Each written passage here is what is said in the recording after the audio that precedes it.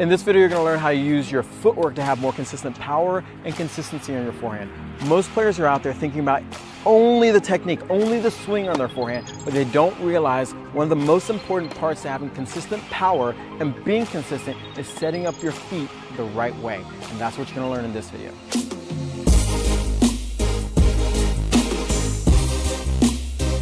In this video, we're going to talk about how to use your forehand footwork to make sure you have more consistent power and that you're more consistent.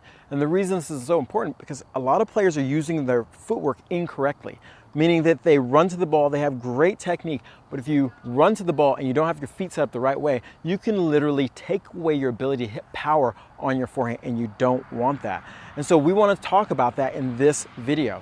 So the very first thing, the very first concept I want you to understand for footwork is about getting yourself to the ball so you're both balanced and you can rotate. And this is so crucial. Footwork is about being balanced and rotating. You're probably saying, Kevin, well, why is that important? Why should it matter if I get to the ball balanced? Well, if you get to the ball balanced, now you can suddenly control how you're hitting the ball, meaning your racket face angle, so you can be more consistent.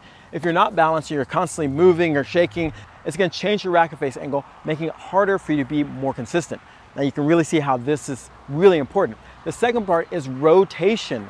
Now, really, rotation, aka the kinetic chain, aka power, that's why it's so important. So if you add these two elements, footwork is really so you can be consistent with the contact of your racket face and that you can rotate and supply power to your stroke.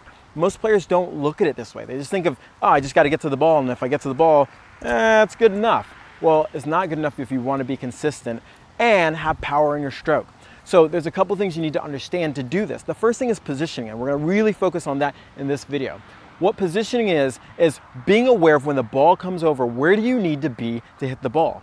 Now, for most players, their contact zone, meaning that the height in which they want to hit the ball that feels really comfortable, is about shoulder high to a little bit above my knee, okay? And that feels really comfortable for everybody.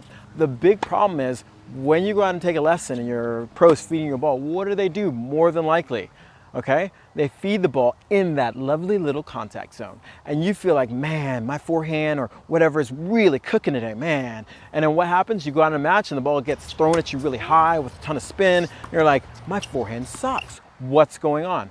Well, what's going on is your positioning isn't there. When you a lot of times take a lesson, the pro's trying to do a good job of making you either feel good or giving you a lot of reps. But the problem is when you actually go into a match, what happens? Your opponent's trying to make sure you have the most difficult ball, or maybe it's windy, whatever. All these things add up to one thing, which is poor positioning. So what's the key to having better positioning? First thing I think is being aware of what type of ball you're receiving. What I mean by receiving. Depending on the type of player you're playing, they're either gonna hit the ball probably flat, maybe with some underspin, maybe with topspin, maybe with all three.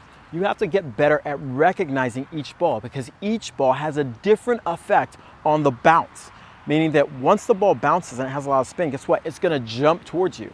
If the ball has very little spin, it's hit driving flat, it's gonna kind of skid at you or just jump directly at you without jumping up. If it's hit slice, it's gonna skid and probably stay low. But also there's other dimensions of it. If they hit a slice and it floats, guess what? It's gonna bounce and just sit straight up. And so this kind of corrupts your positioning.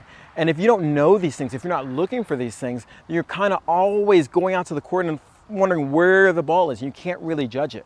The second thing is starting to be aware of the height of the ball and getting better at judging what I call the radius circle. The radius circle, which is not complicated, is how far away do you need to be from the bounce. And you have to take these two kind of things into account. Not only like how high and how hard someone's hit the ball, but how much spin and what's on the ball.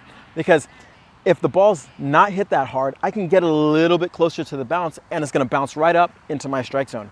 But if the ball's hit maybe heavier with a lot of spin, I need to probably get further away from the bounce to let the ball bounce up and then either let the ball come up and then down and hit it or take it on the rise.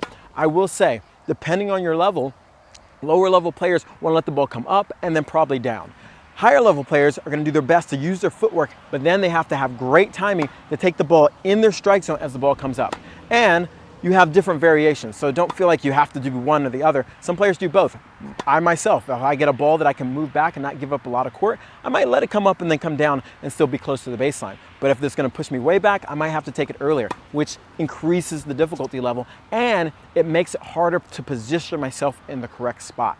And you can see how this is so important. I know we haven't talked about exactly how to move out to the ball, but if you don't have this concept of getting in the right position, even if you have good looking footwork, you're taking the right steps, the outside leg, and you're not doing this or that, what's going to happen is you never arrive in the right position to be what?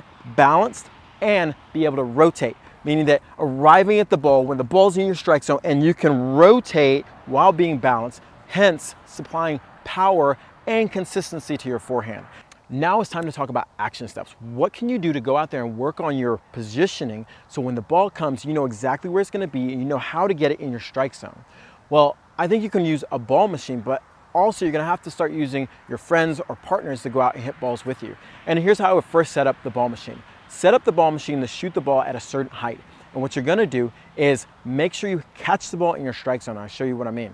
So I would set the ball machine up to shoot the ball at me and hold my hand out in my contact zone. So this is my contact zone right here. Actually, probably maybe a little bit high. This would be the really comfortable contact zone I would want. And I'd let the ball shoot and not move my arm to go catch the ball and start getting better at moving my feet.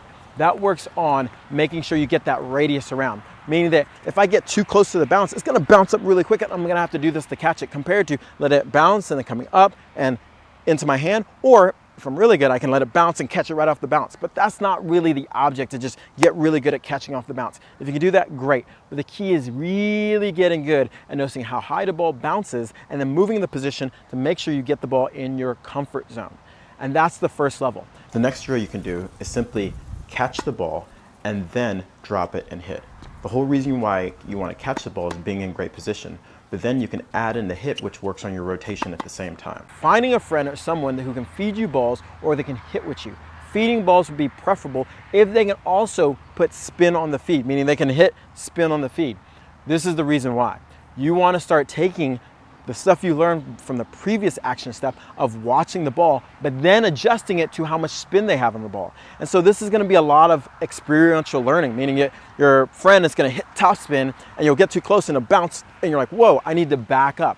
You have to do these drills so you understand what's going to happen. Next, I would have a friend hit slice. Okay, and see how it changes the whole dynamic of everything, where you're gonna have to maybe get a little closer and get lower because the ball's not gonna bounce up. Next, I would have a friend hit through the ball, where you can see how bounce and penetrate the court, and you see exactly how far you need to be away from the ball. I don't even recommend hitting, just catching, and this is why you probably just wanna use a friend to feed you a couple balls and maybe you can go back and forth. And then you would think about adding your racket and focusing on getting the ball in your strike zone. This is what the pros do so well. This just like, we don't think about it so much. We just assume that, oh, wow, you're just supposed to know. No, it's a skill that you can learn and you can get better at. And the better you get at the skill, the more power and consistency you're gonna have available to you, because you're gonna be more balanced to control the racket face of contact and not have it going everywhere, meaning that balls are going also everywhere, but you're gonna also be able to rotate. And the more you can use your body, that kinetic chain, using to send all that energy down through your arm to the racket, you're gonna produce more power. So I hope you like this video, but guess what? This is part 1 of 3.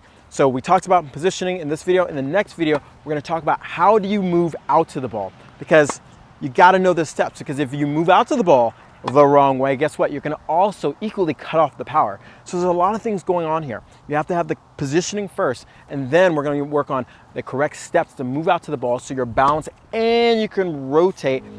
And that's gonna be the key for you having more power and consistency on your forehand using the correct footwork.